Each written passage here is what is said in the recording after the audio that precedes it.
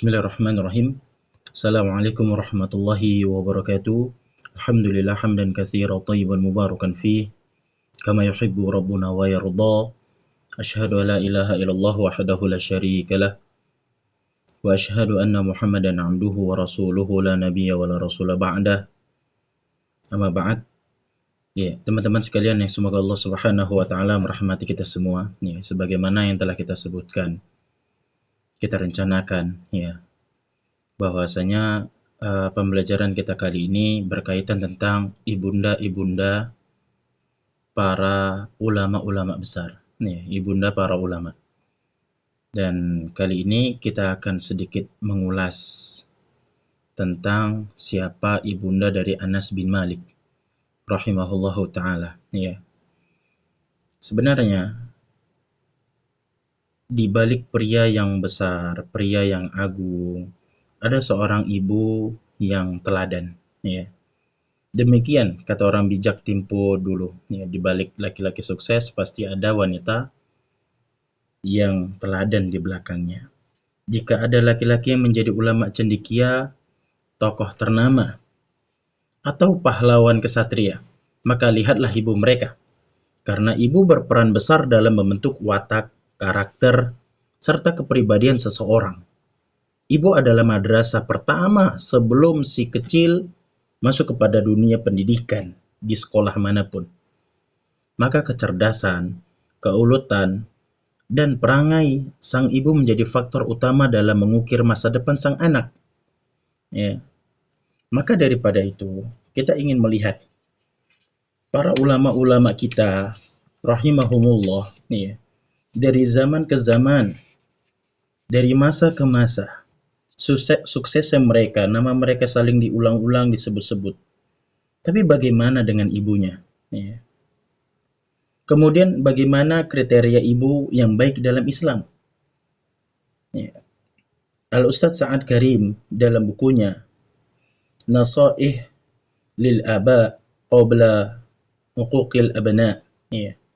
Nasihat-nasihat kepada sang ayah sebelum durhakanya anak-anak. Ya.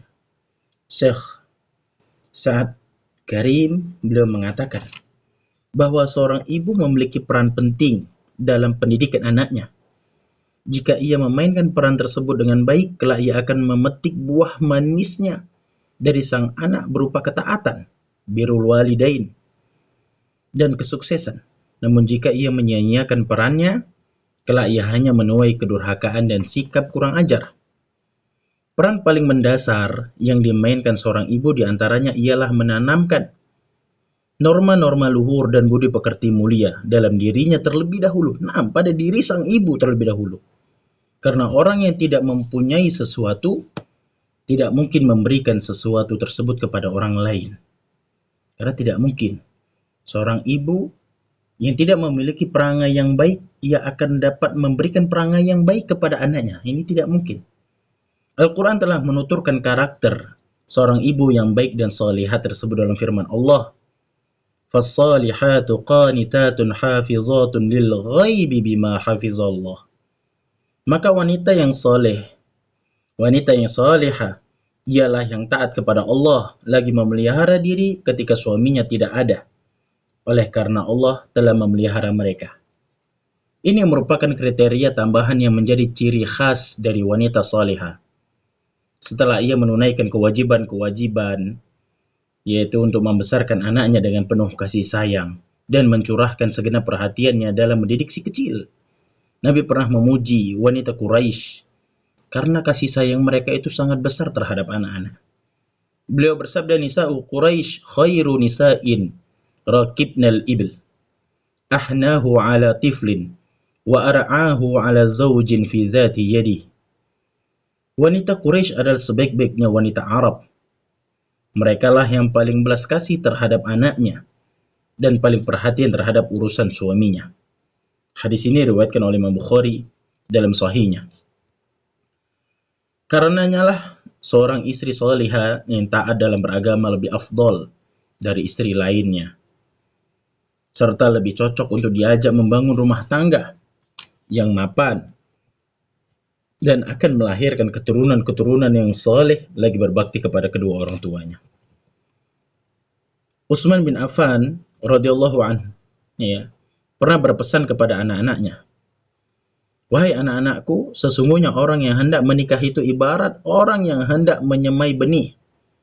Maka hendaklah ia memperhatikan di mana ia akan menyemainya. Dan ingatlah bahwa wanita yang berasal dari keturunan yang buruk jarang sekali melahirkan keturunan yang baik. Maka pilihlah terlebih dahulu meskipun sejenak." Dengan demikian, jelaslah bahwa peran ibu amat esensial dalam dunia pendidikan. Ia adalah pemeran utama dan salah satu faktor terpenting yang membelakangi keberhasilan proses pendidikan itu sendiri. Dengan kesolihannya, masyarakat menjadi soleh. Dan tanpa itu kita hanya akan menjadi menuai duri dan buah yang pahit. Allah berfirman, "Wal baladut thayyib yakhruju nabatuhu biizni rabbih, walladzi khabutha la yakhruju illa nakida." Tanah yang baik itu tanamannya akan tumbuh subur dengan seizin Allah. Sedang tanah yang tandus, maka tanamannya akan tumbuh merana. Ya, ini terdapat dalam surah Al-A'raf. Teman-teman sekalian yang semoga Allah Subhanahu wa taala merahmati kita semua. Tentu kita tidak asing lagi, ya, dengan seorang sahabat yang bernama Anas bin Malik, ya. Anas bin Malik adalah pembantu setia Rasulullah Sallallahu Alaihi Wasallam dan sahabat dekat beliau. Anas adalah salah satu dari 7 sahabat yang paling banyak meriwayatkan hadis. Ia adalah sahabat terakhir yang wafat di Basrah setelah berumur lebih dari 100 tahun. Ya, beliau merupakan seorang sahabat yang meriwayatkan hadis sebanyak 2286 hadis yang beliau riwayatkan dari Rasulullah. 180 hadis diantaranya terdapat dalam Sahihain, 80 hadis khusus Imam Bukhari, dan 90 hadis khusus dalam Sahih Muslim. Ya. Ibarat perguruan tinggi, ya, Anas bin Malik telah banyak meluluskan ulama-ulama hebat dari dalam sejarah.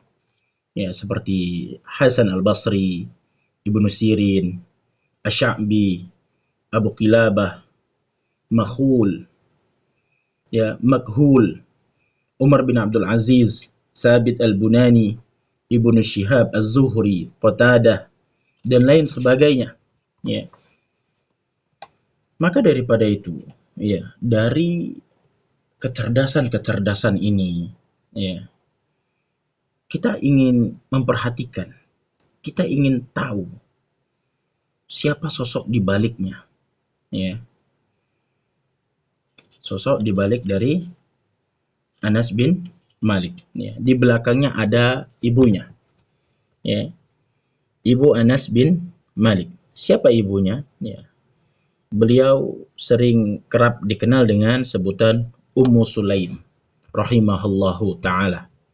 Ya, ibunya. Anas tak lahir dari belahan batu. Ya, tentunya kecerdasannya tidak muncul begitu saja. Ada peran besar dari Ummu Sulaim, ibunda Anas bin Malik radhiyallahu anha, yang mewarnai kehidupan dari Anas bin Malik. Imam Zahabi, ya, dalam Syiar An-Nubala, ya, beliau meriwayatkan dengan sanadnya dari Anas radhiyallahu anhu. Katanya, suatu ketika Nabi berkunjung ke rumah Ummu Sulaim, ya. Begitu ibuku tahu akan kunjungan Nabi, ia segera menyuguhkan kepadanya korma dan minyak samin. Dan Nabi berkata, "Kembalikan saja korma dan minyak saminmu itu ke tempat semula, karena aku sedang berpuasa." Setelah itu Nabi SAW bangkit menuju salah satu sisi rumahku, kemudian sholat sunnah 2 rakaat dan mendoakan kebaikan bagi Ummu Sulaim dan keluarganya. Lantas ibuku berkata kepadanya, "Ya Rasulullah, aku memiliki hadiah khusus bagimu." "Apa itu?" tanya Rasulullah. Ya, ia menjawab, "Orang yang siap selalu membantumu, yaitu Anas." Seketika itulah Rasulullah SAW memanjatkan doa untukku. hingga tak tersisa pun dari kebaikan-kebaikan dunia dan akhirat, melainkan beliau memohonkan untukku. Ya, di antaranya Nabi kita berdoa, ya Allah karuniakanlah dirinya harta dan anak keturunan, serta berkahilah keduanya baginya. Ya. Jadi Anas bin Malik ini memiliki harta yang sangat terbilang banyak. Kemudian anaknya banyak juga. Ya.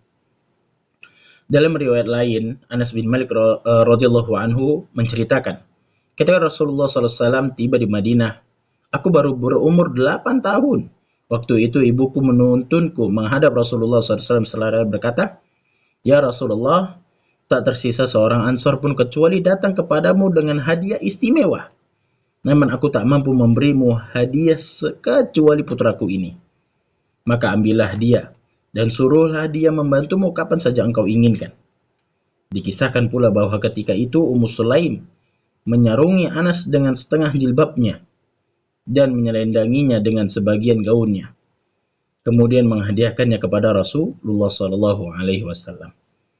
Ya, kita lihat bagaimana besar kecintaannya kepada Rasulullah hingga ia rela menghadiahkan buah hatinya yang baru berumur 8 tahun untuk Rasulullah SAW. Sungguh ini merupakan sikap yang mana bisa dijadikan pelajaran berharga bagi setiap yang dakwaannya cinta kepada Rasul, namun enggan berkorban untuknya. Semoga Allah meridhoimu, wahai Ummu Sulaim. Ya. Ibnu Abdul Bar, ia mengatakan bahwa para sejarawan berbeda pendapat mengenai nama Ummu Sulaim. Ya. Siapa nama dia yang sebenarnya? Ada yang mengatakan Sahla, ada yang mengatakan Rumailah, ada yang mengatakan Rumaisah, ada yang mengatakan Unaifah, ada yang mengatakan Mulaikah.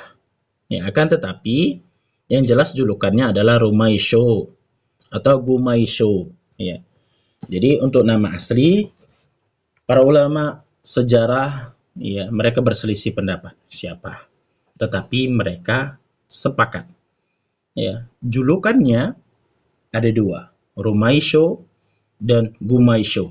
Ya. Hal ini sebagaimana sabda Nabi kita Muhammad SAW yang memberikan informasi tentang Ummu Sulaim itu berada di dalam surga. Dari Jabir bin Abdullah radhiyallahu anhu bahwa Nabi kita Muhammad SAW bersabda, ketika aku masuk ke dalam surga, tiba-tiba aku melihat di sana ada Rumaisho. Siapa itu? Istri dari Abu Thalha. Nah, di sini riwayatkan oleh Imam Al-Bukhari. Dalam hadis Anas radhiyallahu anhu dikatakan bahwa ketika Nabi masuk ke dalam surga, beliau mendengar suara terompas seseorang. Maka Nabi berkata, suara siapa ini? Ya. Kemudian para malaikat berkata, itu adalah suara Gumaisho binti Milhan, ibunda Anas bin Malik. Ya, ibunda Anas bin Malik. Hadis ini riwayatkan oleh Imam Muslim. Ya. Ummu Sulaim termasuk wanita yang cemerlang akalnya. Selain cerdas, ia juga penyabar dan pemberani. Ketiga sifat inilah yang menurun kepada Anas dan mewarnai perangainya di kemudian hari. Ya, kecerdasan biasanya melahirkan kecerdasan. Kesabaran akan melahirkan kesabaran. Dan keberanian akan melahirkan keberanian. Sebelum menikah dengan Abu Thalha, suami Ummu Sulaim adalah Malik bin Nadhr. Ya, sebagaimana Anas bin Malik. Jadi nama Anas bin Malik itu adalah Anas bin Malik bin Nadhr. Ayahnya adalah Malik bin Nadhr. Ya. Ketika dakwah Islam terdengar oleh Ummu Sulaim, segeralah ia dan kaumnya menyatakan keislaman. Ummu Sulaim kemudian menawarkan Islam kepada suaminya, yaitu Malik bin Nadhr, yang ketika itu masih dalam keadaan musyrik. Namun ala kulli hal, ya, di luar dugaan, Malik justru marah kepadanya dan meninggalkannya. Malik akhirnya pergi ke negeri Syam dan ia meninggal di sana. Ya, Ummu Sulaim, sebagaimana tadi kita sebutkan, ia adalah wanita yang memiliki kecerdasan. Dia adalah wanita yang memiliki ketabahan dan kematangan berpikir. Setelah suami pertamanya mangkat, Ummu Sulaim menikah dengan Abu Thalha. Ketika Abu Thalha meminangnya, ia masih dalam keadaan musyrik. Ya, maksudnya Abu Thalha dalam keadaan musyrik. Maka Ummu Sulaim menolak pinangannya tersebut sampai Abu Talha menyatakan keislamannya. Anas bin Malik mengisahkan cerita ini dari ibunya, ya, Ummu Sulaim. Ya. Ummu Sulaim berkata, sungguh tidak pantas seorang musyrik menikahiku. Tidakkah engkau tahu, wahai Abu Talha, bahwa berhala-berhala sesembahanmu itu dipahat oleh budak dari suku ini dan itu. Jika kau sulut dengan api, ia akan terbakar. Ya, inilah yang disebutkan oleh Ummu Sulaim. Kita lihat bagaimana kecerdikannya, bagaimana kecerdasannya. Ada laki-laki musyrik datang. Ya, dia nggak menerima begitu saja. Dia menerima dengan syarat keislaman dari Abu Talha. Ya, dengan memberikan dialog-dialog yang sangat logis. Ya, bahwasanya Abu Talha pada waktu itu sedang melakukan, ya, dalam akidah kemusyrikannya, ya, yang mana ia menyembah berhala, berhala yang dipahat. Kalau kena api, kebakar habis. Ya, jadi di sini dimainkan oleh Ummu Sulaim untuk agar kiranya Abu Talha itu dapat berpikir dengan jernih. Maka Abu Talha berpaling ke rumahnya. Akan tetapi kata-kata dari Ummu Sulaim tadi itu benar-benar membekas di hatinya. Ya, sambil dia bergumam, iya juga ya, benar juga. Tak lama kemudian Abu Talha menyatakan keislamannya, ya. Kemudian Ummu Sulaim, ya, maaf, Abu Talha berkata kepada Ummu Sulaim, aku telah menerima agama yang kau tawarkan. Ya, jadi tidak lama dari itu dia masuk Islam. Maka berlangsunglah pernikahan mereka berdua, Ummu Sulaim dan Abu Talha. Dan Ummu Sulaim tak pernah meminta mahar apapun selain keislaman dari Abu Talha. Inilah yang dikatakan Anas bin Malik berkaitan tentang kecerdasan dari ibunya. Kemudian, Ummu Sulaim merupakan seorang wanita yang memiliki ketabahan serta kematangan berpikir. Dari pernikahannya dengan Abu Talha, ya, mereka dikaruniai 2 orang anak. Ada satu diantaranya amat ia kagumi, ya, dikagumi oleh Abu Talha, namanya adalah Abu Umair. Ya, Abu Umair ini adalah anak kesayangan. Ala kulli hal, Abu Umair tak berumur panjang. Ya, ia dipanggil oleh Allah ketika masih kanak-kanak. Anas bercerita, suatu ketika Abu Umair sakit parah. Tatkala azan Isya berkumandang, seperti biasa Abu Talha berangkat ke masjid. Dalam perjalanan ke masjid, anaknya, ya, si Abu Umair tadi wafat.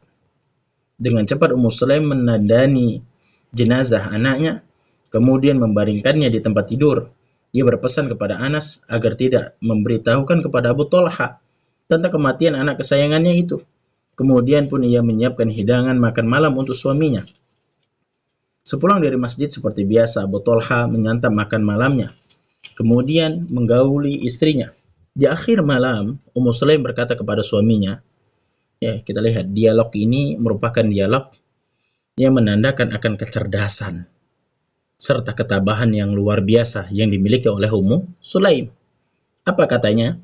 Bagaimana menurutmu keluarga si fulan, mereka meminjam sesuatu dari orang lain, tapi ketika dimintai mereka tidak mau mengembalikannya. Mereka merasa keberadaan atas penarikan pinjaman itu. Ya, apa kata Abu Talha? Mereka telah berlaku tidak adil. Ummu Sulaim berkata dengan suara yang lirih, ketahuilah, sesungguhnya putramu adalah pinjaman dari Allah, dan kini Allah telah mengambilnya. Ya, dan Abu Talha mengucapkan inna lillahi wa inna ilaihi rajiun.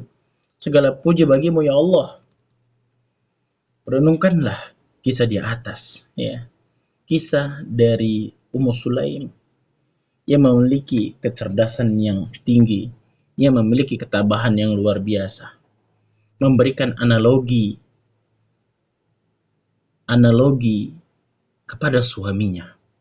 Analogi pertama berkaitan tentang pernikahan, ya, yang berkaitan tentang penyembahan. Kemudian analogi kedua berkaitan tentang anaknya. Ini menunjukkan akan kecerdasannya serta ketabahan yang luar biasa. Ya, tentunya dalam hal ini, ya, selepas menghantar kepergian dari buah hatinya, ya, keesokan harinya ya, setelah dikuburkan, Abu Talha menghadap Rasulullah, ya. Tatkala bertatap muka dengannya, ya, Rasulullah mendoakan Abu Talha, ya, dengan doa, ya Allah, berkahilah kalian berdua, semoga Allah memberkahi kalian berdua nanti malam, ya. Maka malam itu juga Ummu Sulaim hamil, ya, mengandung, ya, hamil lagi. Inilah hamil dari anak yang kedua. Setelah lahiran, ya, mereka berdua diberikan keturunan yang diberkati, sebagaimana doa dari Nabi kita Muhammad SAW. Ya, jadi nama anak keduanya adalah Abdullah bin Abi Talha. Yang tadi adalah Abu Umair. Yang kedua ini adalah Abdullah namanya. Setelah melahirkan, ya, Ummu Sulaim menyuruh Anas menghadap kepada Rasulullah dengan menggendong adiknya itu, ya, sembari membawa beberapa butir kurma. Kata Anas, sampaiku di rumah Rasulullah, kudapati beliau sedang memberi cap pada ontanya. Aku berkata, wahai Rasulullah, semalam Ummu Sulaim melahirkan anaknya. Maka beliau memungut korma yang kubawa lalu mengunyahnya dengan air liur beliau. Kemudian meloloskannya kepada si bayi. Ya, inilah kalau dalam istilah kita Islam adalah tahnik. Ya, kalau anak baru lahir di tahnik menggunakan kurma, sebagaimana yang sudah kita sebutkan tadi. Ya. Kemudian maka Rasulullah tersenyum, ya, sembari berkata, memang makanan kesukaan orang Ansor adalah kurma. Kemudian Anas bin Malik mengatakan, ya Rasulullah, namailah dia. Rasulullah menjawab, namanya adalah Abdullah. Doa Rasulullah kepada Tolha ternyata tak sekedar menjadikannya punya anak saja, akan tetapi anak itu maksudnya adalah Abdullah, kemudian nantinya tumbuh menjadi anak yang soleh, yang dikaruniai 7 orang keturunan yang soleh-soleh pula. Menurut penuturan salah seorang perawi yang bernama Abayah, ketujuh anak dari Abdullah bin Abi Talha tadi telah mengkhatamkan Al-Quran. Ya, kalimat khatam dalam Al-Quran di sini maksudnya ialah telah berhasil, ya, menjadi penghafal Al-Quran. Ada hal yang unik, ya, berkaitan tentang Ummu Sulaim. Tadi di awal kita sudah menyinggung, beliau adalah sosok yang cerdas, beliau adalah sosok yang penyabar, dan beliau adalah sosok yang pemberani. Ya, sosok wanita seperti Ummu Sulaim ini sangat sulit untuk dicari tandingannya. Ya, karena selain cerdas dan penyabar, ia juga merupakan seorang yang pemberani. Anas bin Malik menceritakan bahwa suatu ketika, ini cerita yang menarik, ya, Abu Talha berpapasan dengan Ummu Sulaim ketika perang Hunain. Bayangkan, suaminya perang, sibuk perang, tiba-tiba jumpa istrinya di peperangan, di medan tempur. Ya, kaget itu. Ya. Abu Talha melihat Ummu Sulaim dengan membawa pisau. Ya, ini bukan pisau bawang, bukan. Ya, pisau untuk perang, sebilah pisau. Ya, untuk perang. Maka Abu Talha segera melapor kepada Rasulullah SAW, ya, perihal Ummu Sulaim. Ia mengatakan, ya Rasulullah, lihatlah, Ummu Sulaim keluar ke rumah, ya, keluar dari rumah sambil membawa pisau segala. Ya, maka melihat aduan itu, Ummu Sulaim menjawab, ya Rasulullah, pisau ini kusiapkan untuk merobek perut orang musyrik yang berani mendekatiku. Ya, kita lihat bagaimana bentuk semangat juang, ya, dari Ummu Sulaim. Pantaslah anaknya Anas bin Malik orang yang cerdas, orang yang penyabar, serta memiliki semangat juang yang tinggi. Imam Zahabi rahimahullahu taala, ya, beliau juga menuturkan bahwasanya Ummu Sulaim juga pernah ikut terjun dalam perang Uhud, ya, bersama Rasulullah Shallallahu Alaihi Wasallam. Kenapa? Karena ketika itu ia juga kedapatan membawa sebilah pisau. Ya, memang demikian. Ummu Sulaim sangat-sangat energik, ya, untuk dalam hal ini. Dalam hal ini ternyata di sisi lain, ya, selain dia adalah seorang wanita yang cerdas, seorang penyabar, serta memiliki keberanian, semangat juang yang tinggi, dan dia adalah seorang wanita yang sangat cinta kepada Rasulullah Shallallahu Alaihi Wasallam.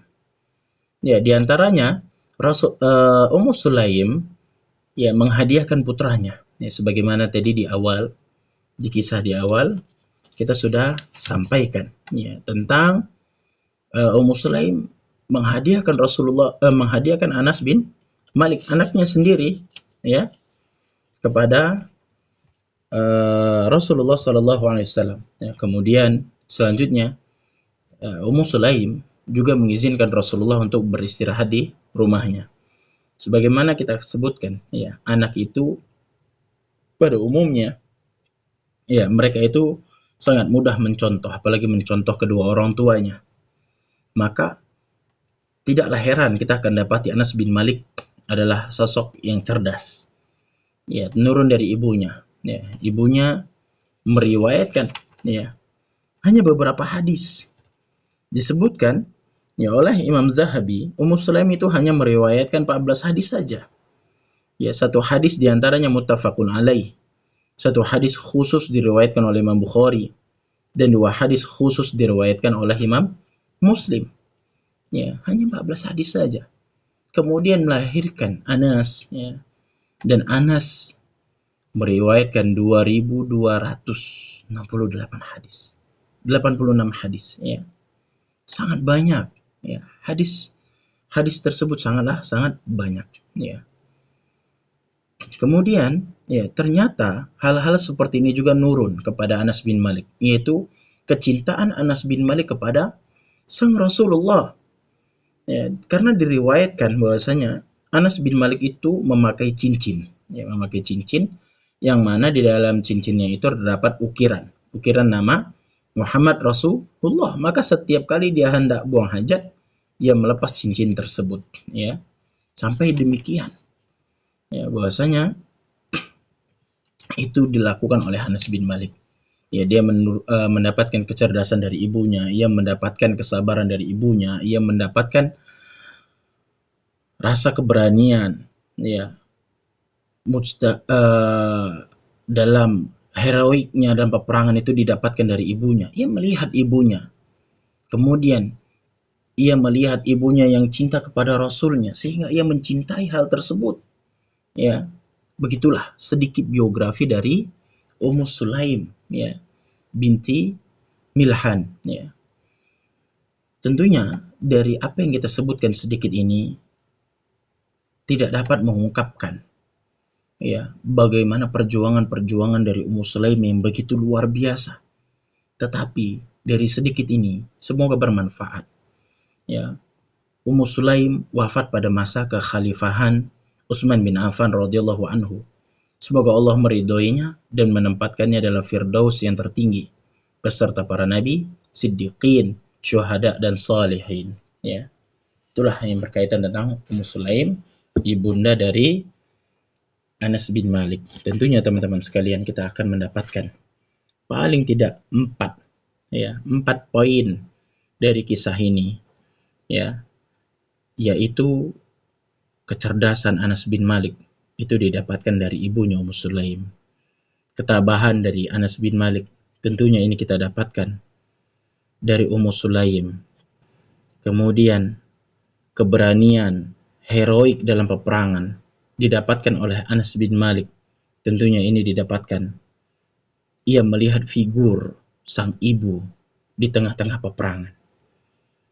Kemudian ia mendapatkan ittiba, mengikuti suri tauladan Nabi, kecintaan kepada Nabi.